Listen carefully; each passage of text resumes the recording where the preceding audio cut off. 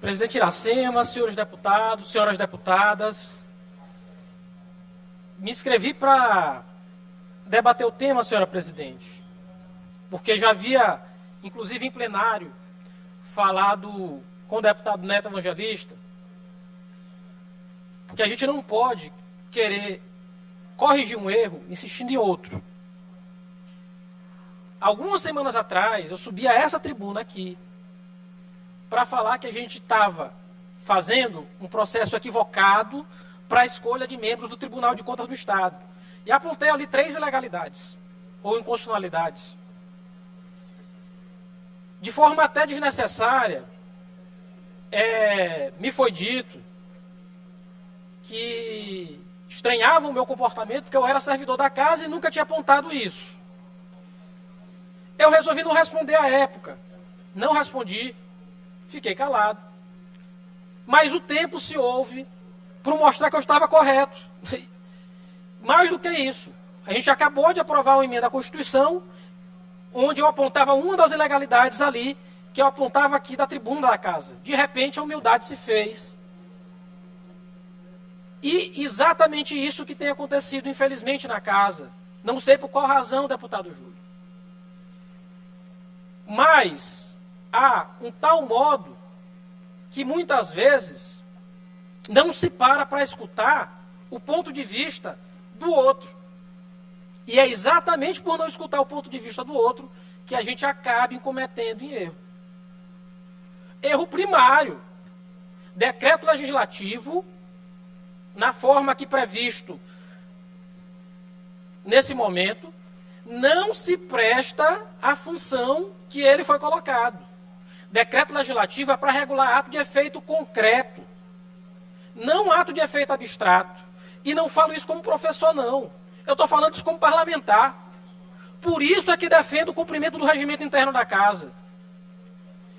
Em aprovando, e já coloco aqui, por isso estou pedindo para registrar o meu voto já contra, porque em aprovando, a gente não vai estar resolvendo o problema da escolha de membro do Tribunal de Contas do Estado. Porque a gente vai ter escolhido um meio normativo inadequado, ineficaz e, portanto, inválido e novamente inconstitucional.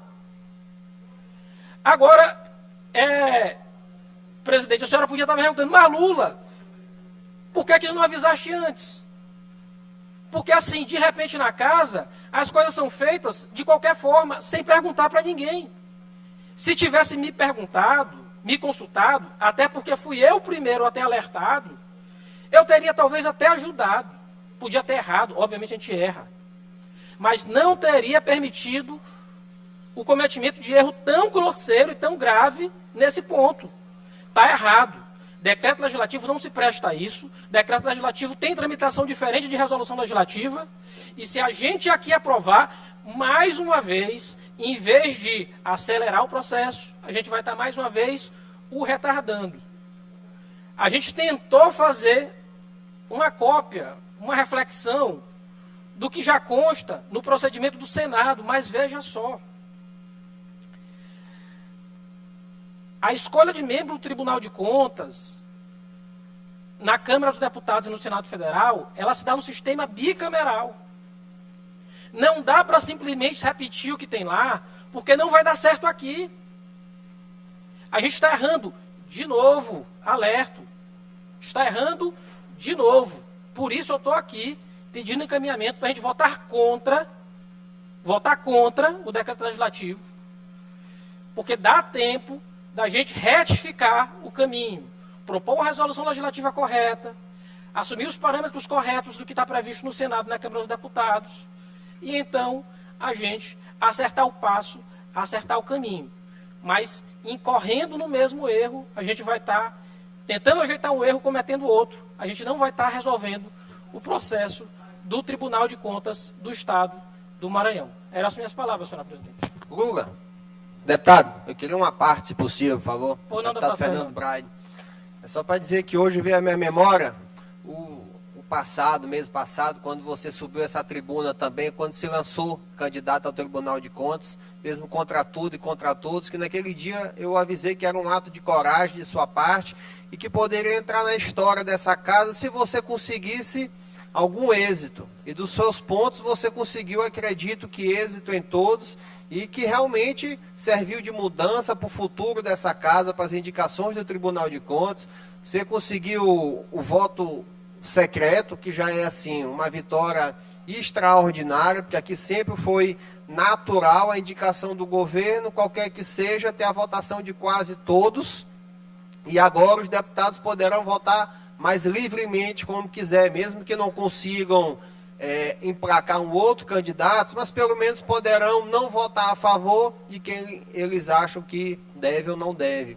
E também conseguindo que seja mais democrático a indicação ao cargo do Tribunal de Contas, a indicação, para que não precise das 14 assinaturas, já que precise somente das lideranças da casa. Até acredito, no dia da CCJ, até discutir se poderia até ampliar mais isso, mas infelizmente a gente só está obedecendo o que já vem de cima do Congresso Nacional, mas querendo ou não, já é uma vitória para essa casa também. Aproveito hoje para lhe dar os parabéns do seu ato de coragem naquele dia, que agora está sendo reconhecido.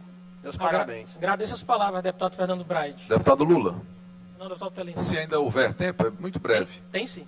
O senhor já tinha encerrado, né? Mas vamos, São os 10 vamos minutos, falar, né, meu presidente? deputado. Vamos obrigado. gastar o tempo nas discussões, são salutares. Agradeço tanto ao deputado Está Lula. todo mundo interessado em ajudar no processo? Certamente, Bora lá. certamente.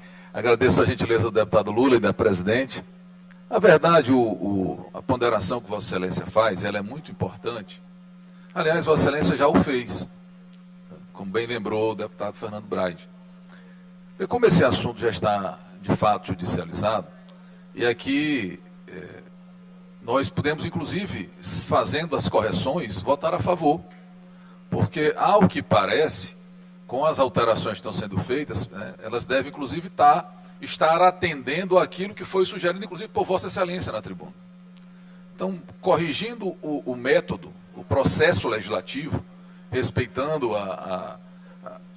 respeitando como deve ocorrer, nós ficaremos, inclusive, à vontade para votar a favor e evitará, como disse a presidente, que o processo ele novamente tenha um problema judicial, esse que já existe.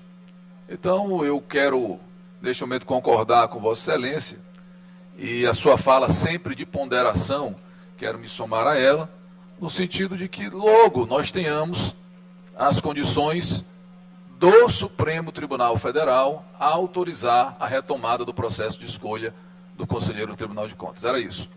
Agradeço as palavras, senhor deputado Otelino. Devolvo a palavra à mesa.